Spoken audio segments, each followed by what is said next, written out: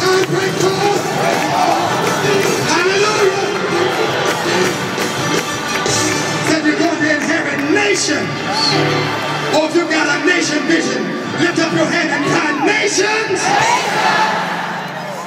And then he said you're going to make desolate cities inhabited. There anybody here who lives in a desolate city? There anybody who has desolation in your city? Tell your neighbor, as long as I'm in that city, God is going to make a change. God is going to turn it around.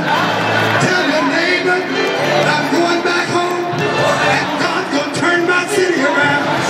Come on, praise God, and praise Him for what He's going to do in your city. Praise Him for what He's going to do in your life. Great God, great vision, great accomplishments. Great God, great vision, great accomplishments.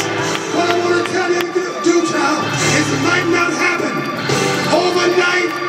It might not happen instantaneously.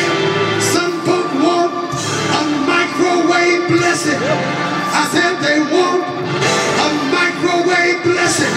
But you know what I found out about the microwave? Is that the microwave